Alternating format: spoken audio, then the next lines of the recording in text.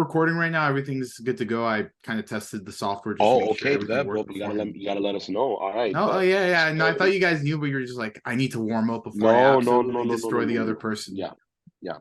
So what's up, everybody? Today we're joined by Oriana, and we're joined by our gracious host Alex. He's gonna be um editing this, but overall, I think this is a great opportunity. I think Ori, most people would have taken a great offense to the message that you had sent me on Instagram. And I think it's a great opportunity to kind of just understand both of our points, both of our sides, and we can go from there. Obviously, I'm team capitalism.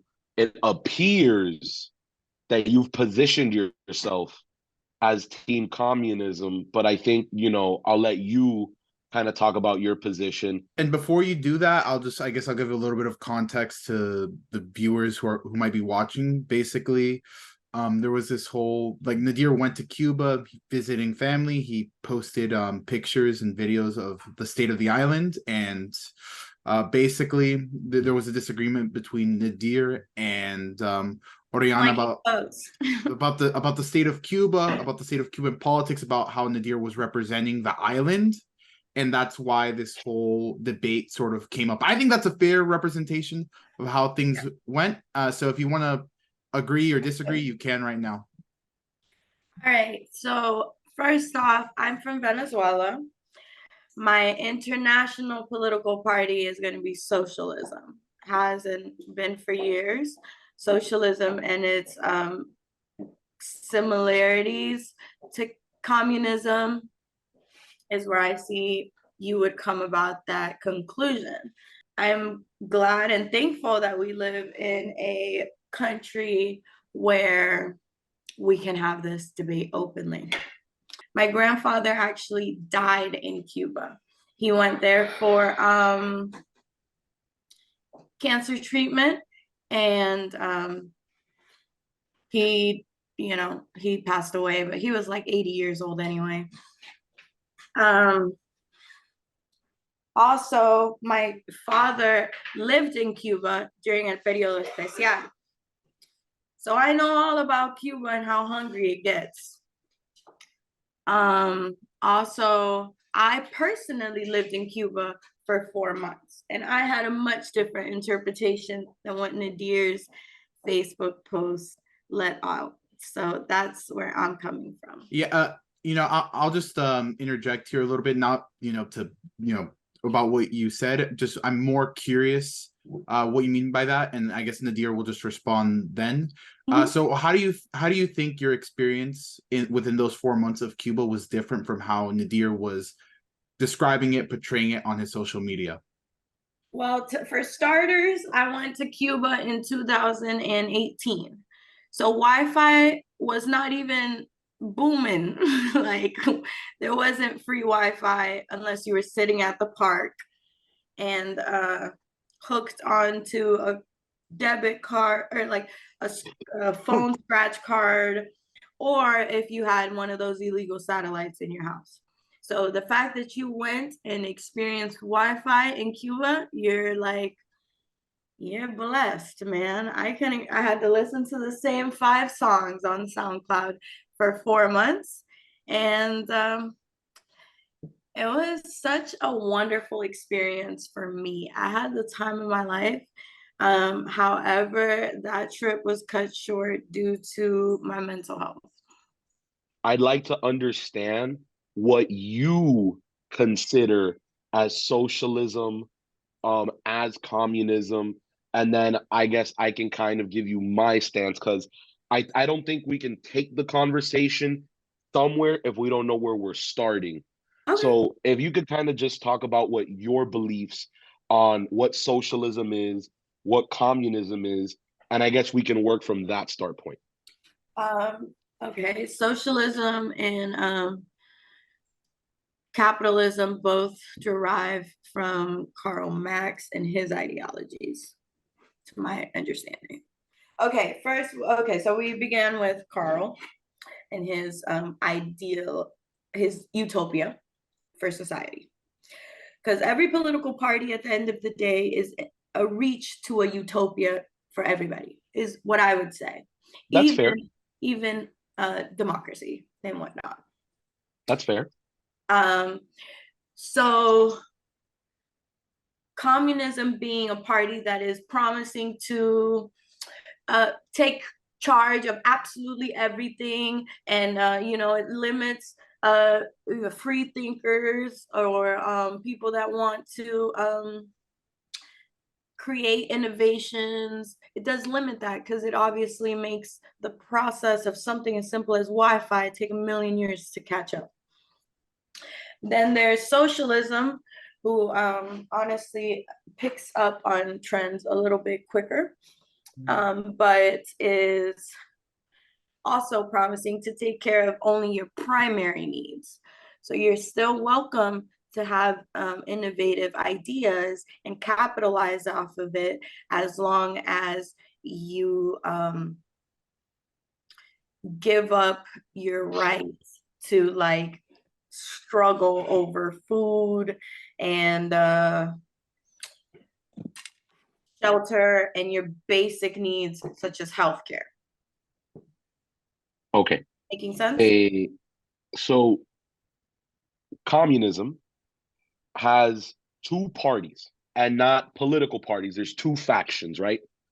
You have the proletariat, which is the working class, the laborers. And then you have the bourgeoisie, which is where the word bougie comes from. Okay? So you have two types of people. You have the people that own the companies, own the means of production, and then you have the people that work it. Communism was created, and the essence of communism is to give the proletariat the means of production. The point I want to bring here is that real communism requires a state or the government to control everything. The Russians didn't do it. Cubans ain't do it. Venezuelans ain't do it. And to be honest, that will never happen. What I want to talk about is how you got to think or believe what you believe. And my goal in this conversation is to truly change your mind. Because frankly, I think you're wrong. And I think you have a skewed vision and perception of democracy and of communism and socialism. And I think that you aren't fully aware of what you're talking about.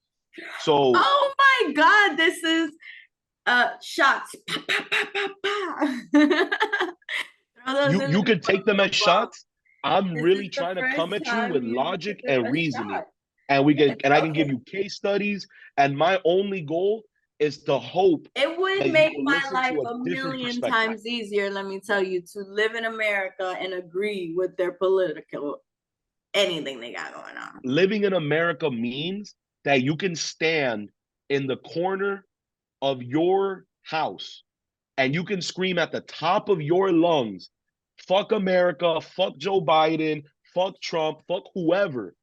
And guess And I what will sure happen do. to you? I do that shit often. I be on Twitter. Fuck everybody. And nothing will happen in to you. Venezuela, just to give Unfortunately, you an example of what you think I don't stand for against, so odds. what I can't my fathom political standpoint is odd. But yeah. In Venezuela, there is somebody right now as we speak saying, "Me cago en la madre Maduro." But if they said that publicly, they would get kidnapped. Publicly in the plaza, and there's another guy that's across from him and says, "Es verdad, me cago en la madre Maduro." ¿Y por qué? Es un fucking autobusero, imbécil, no sé, he doesn't, And that he's person illiterate. is very likely to get kidnapped, go to jail, have a illegitimate trial. In our democratic elections, nobody's died from voting. In Venezuela, you die or get kidnapped or you get intimidated based on your vote. Facts only. In Venezuela, they buy your vote with a bag of chips. They tell you go vote for Maduro, and the Indians that don't even know how to read, and the literate people that respect their government, because there's people that live in Venezuela and refuse to leave Venezuela because they stand with the political party. They believe in Maduro, they believe in Diosdado, and let me tell you, the hottest phrase out there is fuck the empire, and the empire being the United States. I think you just come from a hateful standpoint, because to be frank with you, democracy here in the Middle East and in South America has created a middle class. Like, the reason we have a middle class is because we have laws and systems in place which prevent the bourgeoisie from taking advantage of these people. And while your principles are rooted in community and inclusivity, you're actually doing the opposite, where you're excluding, you are segregating, and you are creating opportunities for some and not all.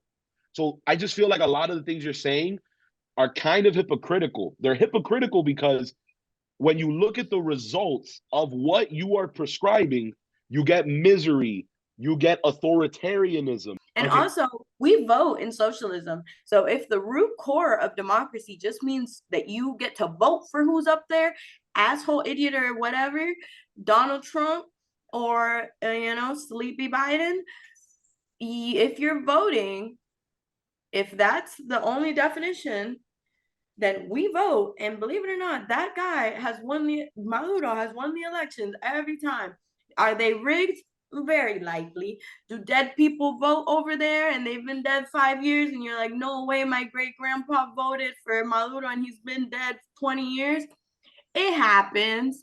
It's a crook nation. My big problem with you, and we're gonna stick to the root because I am trying to change your mind about something too. You went to Cuba and you could have even landed yourself in jail speaking only illy of Cuba on your social media, that I imagine you have very few Cubans on there, because they're probably not even on social media like that to begin with. You chose to only be like, yo, the Wi-Fi here is terrible, blah. And bro, you didn't see one beautiful thing in Cuba? I highly doubt it. Even I saw many beautiful things in Cuba. From the airport. I saw many beautiful things in Cuba. My family, their spirit, their energy. But you know what's not beautiful, Ori? And this is where I really have to challenge your view. You know what's not beautiful? When my cousin is scared to speak out about the fact that he has to stand in a line for 5 hours with the hope of getting a bread. Where in this country, you can go to any literal store and that shit's there. My cousins and my tias and my tios and all of my family, because all of my family lives in Cuba, they could go to school. Are you their main supporter? Like their main provider? The majority, well, me and my mother, we send money back, because if not, how do they eat? How do they survive? Yeah, and I'll be honest with you, I go through that struggle too. Like, my mother has to get a $400 surgery, and Venezuela is peculiar in the way that now it's began to move in dollars, and it's a street currency now over there. But beyond the point is she needs $400. I got to be the one to send them to her. But also, Oriana, this is what happens when you maintain people from across the world, is they'll call you and tell you, I'm having a life or death emergency, and the emergency is the transmitter on the car, or the check engine light just went. There is nothing beautiful about human rights violations. And this is where I'm going to get a little emotional with you. You're not allowed to touch that subject. And who are you to determine what I can speak about? Okay, like, respectfully here. Like, I can't determine the way I worded what that you was can ugly. say. But how can you tell me that I'm not allowed to speak on human rights violators are the United States. So just be aware before the United States does not kidnap Cubans because they posted against their government on social media. I'm sorry. Love. Could I please just articulate this point? And I promise I won't speak for your point. You're gonna make me miss my point. The United States I would challenge you to write it down. Problem so simple as black and white.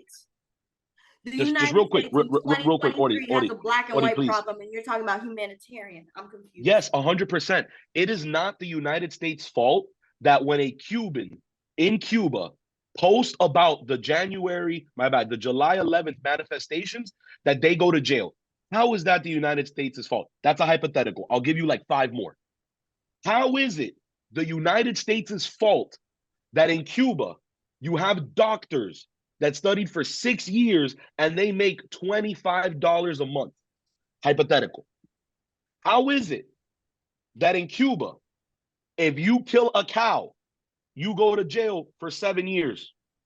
But here, there's a whole industry around it.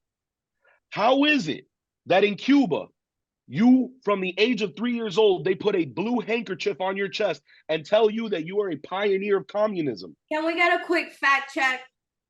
Let me just finish my last 2 points, and I swear you can do all the fact checking. You talked about how I didn't denote any of the beauty of Cuba. There is nothing beautiful, and I need this to be very clear. There is nothing beautiful with controlling people's minds and people's hearts. I'm a capitalist, and capitalism says that we own property.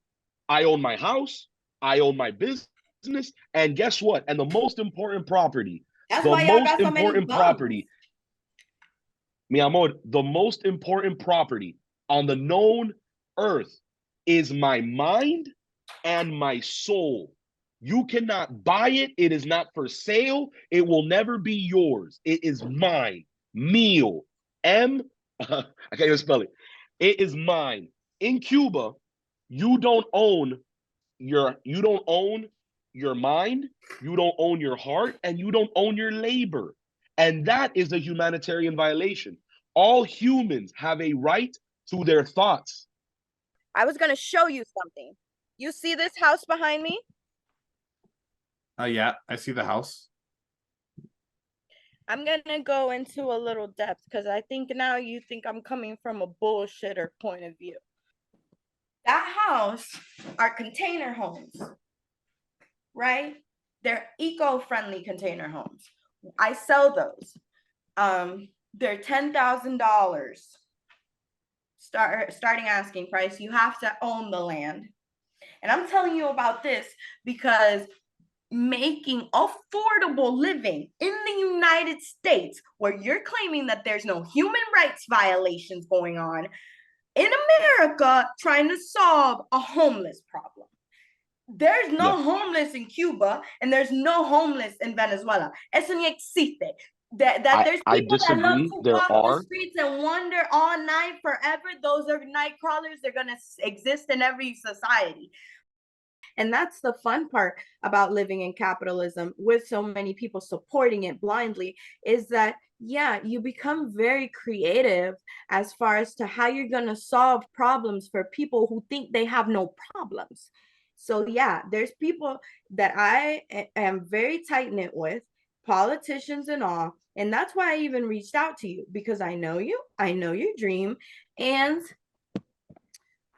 I want to see you make something shake here. I don't agree with all your political standpoints, obviously, but I want you to make a change here because I know where you come from and you have the potential. That's the only reason I even cared to check you, boy.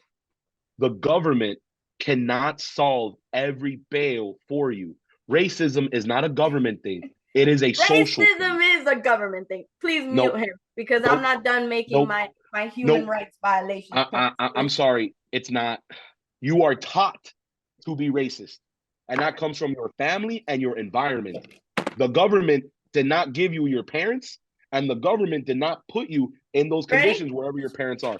And it might be a little bit of tough love here, but the reality is racism is solved at the home and with education and exposure. Wait, I have a question that came in from my live for you. Are you a Blue Lives Matter?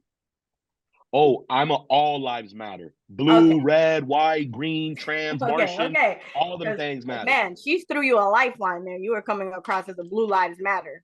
No, they do. 100%. I support law enforcement and I won't ever stop. And I hope one day when I run for office that law enforcement gives me an endorsement, because I definitely support cops. But I also support Black people. I also support white people. I also support Asians. I also support gays. I also support trans. I support everybody.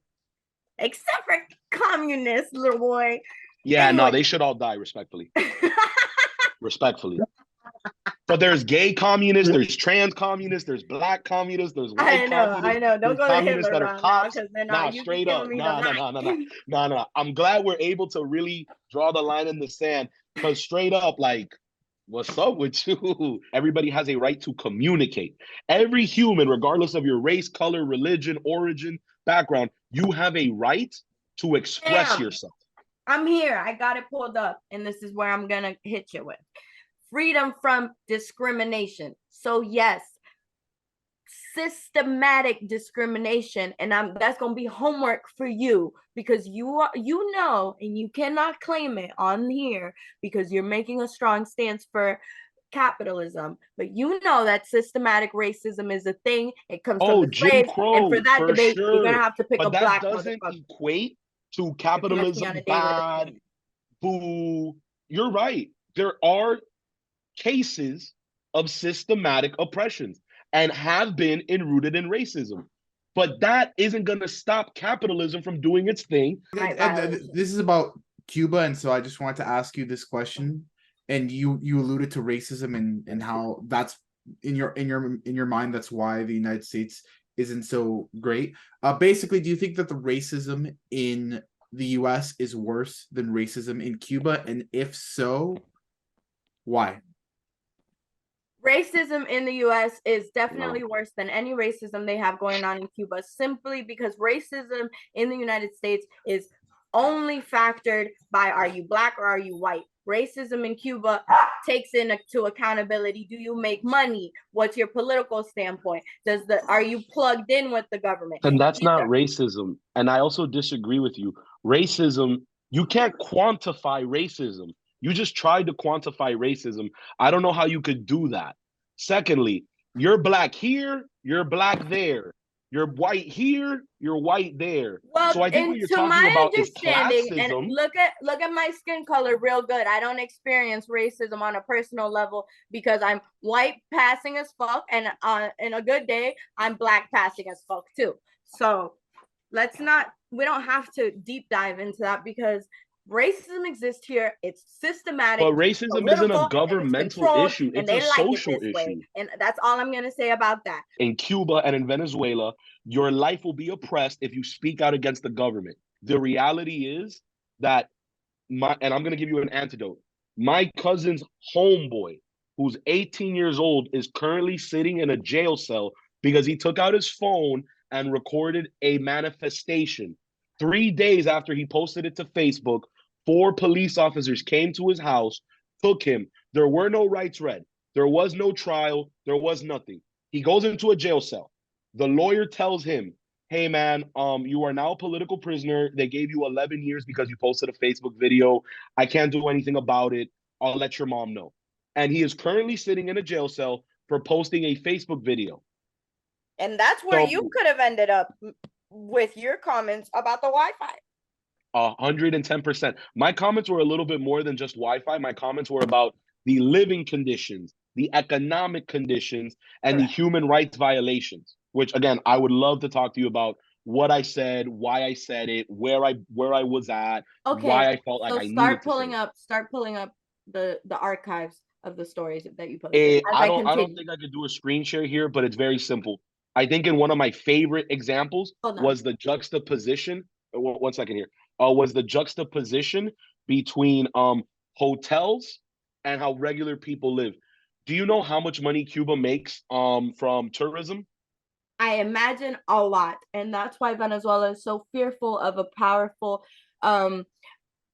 tourist economy, because we are pro-sustainable tourism. Do you think the average Cuban could go to a hotel in Cuba? No. Why do you think that? Because tourism is expensive anywhere you put it. I can't even afford to go to a hotel right now in December in Miami. They can't go because they won't let them go, because that is not designed for Cubans. As a Cuban, do you think you can buy red meat? Before you try to pin this on me, because I already know about the cows and the you did not cause communism, and you definitely are not responsible for Cuba's issues. I'm not pinning anything on you. I am challenging your views, and I'm asking you questions about them. Okay. Can I go back to the next? Okay, so we're still on the point of right to life. So before we go any deeper into red meat and how much Cubans miss red meat, the ones that still remember red meat, because that's been around. Like, you say these comments like you are aware there's issues, and yes, I feel I'm like aware, and I blind still eye to prefer the their issues. issues. So I feel like you're It's giving not me about a the right, perfect like, society, because you're the perfect validating my society point doesn't here. exist. You know that, right? What? Like, you saying that comment that Cubans miss red meat, which they 100% do, Yeah, red meat's delicious, man. validates my point that this country is ass. No government has cured a disease. No government has ever solved world Now we peace. have to touch base on something It's very been important. Pharma, big pharma, fentanyl overdoses, Johnson and Johnson. The capitalized. It's not the pharmaceutical company's fault that people in America overdose on drugs. That could be a problem about accessibility. That could be a problem about our culture. That could be a lot of things. So we don't have to go too deep into that. Freedom. I think this one, we can even squeeze this one in here. Freedom from torture. Freedom from torture. Nobody's holding a gun against your head telling you to do X, Y, or Z. All To right. my understanding, nobody's torturing you or your friends. And this one is more for you, Oriana. You bring up torture as a point to say that the U.S. isn't so great. I mean, wouldn't you say? Okay. If a government, wait. I have to make this point. I have to make this point real quick, and I promise you'll have the time you need to answer this. All right. So if you have a government like Cuba that constantly starves its people, that lets the infrastructure crumble, that actively goes out of its way to lock up people for political speech, is that not a form of torture? I'm not allowed to answer that as straightforward as it can be answered. Why not? From my political standpoint. Let me tell you what. But why are you ducking the smoke? Like, that was a all right, I won't duck question. the smoke. Yes, that's a form of torture, and I'm not going to use Cuba as the example for but that. You support that form of torture while you say. So here's an example of you saying yes here, go all the way but no to here. Okay, you ready for me? All right. Yes, that's a form of torture. Is there forms of torture in the United States? One could even reach as far as to say the current economical situation and the economical warfare that we are being caught in crossfire of in the United States, and your $1 trillion debt is a strange and unusual form of economic torture are we undergoing? Excuse me? You said that in the United States we're undergoing economic torture. What does that look like? Who is going through it, and who's waging this? Me, I'm going through it. I was raised under a capitalism regime, and I like to splurge, nigga. I don't know why there's an itch in my asshole telling me to go buy the new iPhone. I don't even need a new iPhone. You probably are just making bad financial decisions, and again, the government has no control over it. And that just highlights how free you are, that you could splurge your whole check and nothing happens to you. This capitalistic system is the only system where humans have social mobility. Ori, me and my family came to America in 2001. My mother and father had $16.48. I have way more than that now. And that wasn't because the government told me or gave me anything. It was here, here, and here. And that's created all this. I'm going to take a bump of cocaine to continue this conversation. Ori, I'm not going to lie. If we're going to keep with the kind of childish, smirkish comments, when I'm really trying to engage with you, then I think this conversation has already been over. I had to cut you off. I'm going to ask you just one time to let's refocus our goals and our objectives. My goal is to learn about you, and I've learned a great deal, but I still don't feel like I've convinced you of anything yet. No, and you sure as hell ain't convinced me of anything. And that kind of has even left the building convincing you. All right. So okay, let's take our thoughts and let's I guess keep them a little bit more organized, because I think part of the reason. I'm gonna smoke a cigarette. Okay, yeah, no, God bless, right? Smoke a cigarette. Anyway, I think part of the reason why this hasn't gone anywhere is, I guess this has been more of a normal conversation, and normally conversations tend to go right, left, up, down, everywhere. And I kind of want to keep this last bit a little bit more focused and a little bit more. So, all right, I'll kind of give you guys some basic questions based on what you guys have been talking about so far. Give you like 2 minutes to respond to each other, and if you guys, one of you, both of you, speaks for a little bit longer, I'll mute you and let the other person continue. Okay. I guess the first question will go to you, Nadir.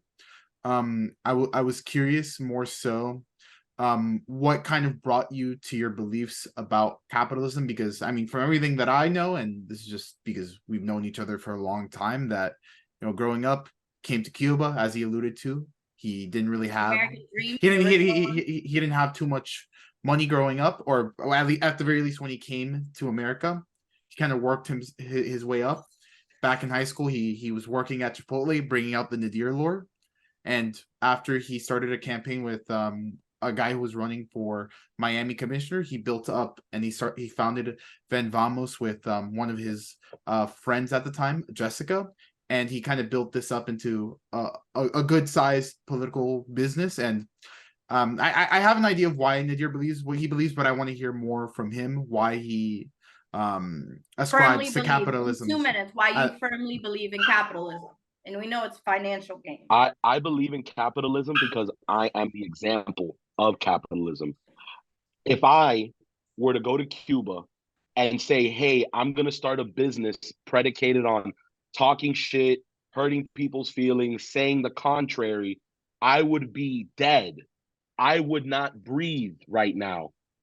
I believe in capitalism because when I went to visit my family and I saw the misery that my cousins are currently living, I didn't look at their skill. I didn't look at their lack of talent, their lack of resources. I looked at their condition in which this government puts them in. I was born in poverty, but I will die a rich man. And that is a result of these two things right here. And when this and this and these work together, the results are explosive, man. And I firmly believe in capitalism because that is what has allowed me social mobility. When I came to America in 2001, my parents, like I said, had $16.46. And now both of my parents, while they might be divorced, both have their own businesses. And I followed suit. I don't work for nobody. I work for myself. I set my time. I set my effort. And that is something that in countries like, that is something where in Venezuela or in Cuba, that doesn't matter. And my last point Venezuela is, from I his am a example, firm believer. Let me just finish my point. I am a firm believer in property.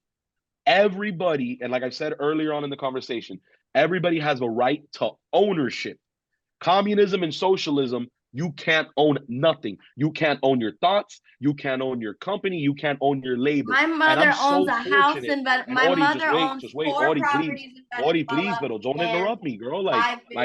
I'm giving you your time. Give me my time. What I'm trying to say is that I'm an owner of my time and my effort. And because of that, I get rewarded with property, with money, with resources, with access. In Cuba, you don't own your time. You sure as hell don't own your labor. And because of that, I am free. People in Cuba are not free because you will never be free until you own your mind, your heart, and your labor. And that's why I'm capitalist. And I want to ask you a question, Oriana. And this, I guess, goes back to ideology. And from everything that I've seen, right, a lot of interesting beliefs, but something that I didn't know about you going into this that is very, very cool, that you help build mobile homes. And so given your propensity towards, I guess, manual labor and just sort of construction and your experience within that, how come you what makes you gravitate towards communism as an ideology when from what I've seen, you're a pretty hard worker? What makes me gravitate towards communism is that, and to keep it simple and very direct, I'm an empath and I want to help even the asshole that doesn't want any help. That's my personal problem. To keep it short. This will be the same question, one directed towards the other. I guess just is there Mucha one confusión, positive si esto thing? nunca ha sido el caso. Is there all right, so this one will go for you to you first, Ponlo otra vez. Oriana. Is there any positive thing you would say about Nadir? And then I'll ask Nadir the same question. Sí. Positive things about Nadir. Wow, I know you. You stand for something. You're doing the work. You made more money than last time I saw you. You leveled your life up. I remember you putting all of our friends on with Ven-Vamos to be petitioners. So yeah, I have positive things to say about Nadir. Is he there with me? I don't know. Nadir, this question is for you. Is there any positive thing you would say about Oriana? Yeah, super positive. I think the first and foremost is that she doesn't duck away from the smoke. I think most people with your belief would simply call me a fascist, call me a bunch of mean things, and not even entertain this conversation. At least you called me some mean things and you're here, right? So that's really cool. And as a person, I will say I found it extremely surprising that you have this affordable housing vision and that you're working towards that, because I'll tell you that is very tough, and that is definitely a hero-less, thankless, a scope of work. And I really, really wish you the best. And if I could ever be a resource in your I'm gonna business, send you everything. yeah, if I could ever be a resource in your business, please consider it done. I would actually like to point you into the city of Miami. And if you'd like to come with me to a commission meeting, and I could put you on to some of my past clients, and you could tell them about your affordable housing shipping container, I guarantee you they'll hear you out. You will hear you out. They'll hear you out. Because I think what you got going on is very cool. So I want to thank you guys for being here. Oriana, thank you for showing up and explaining your beliefs. Nadir, thank you for inviting Oriana to have the conversation and to also defend your beliefs. This is a very, very interesting conversation. All right. Peace All right, out, dale. y'all. Bye. Bye.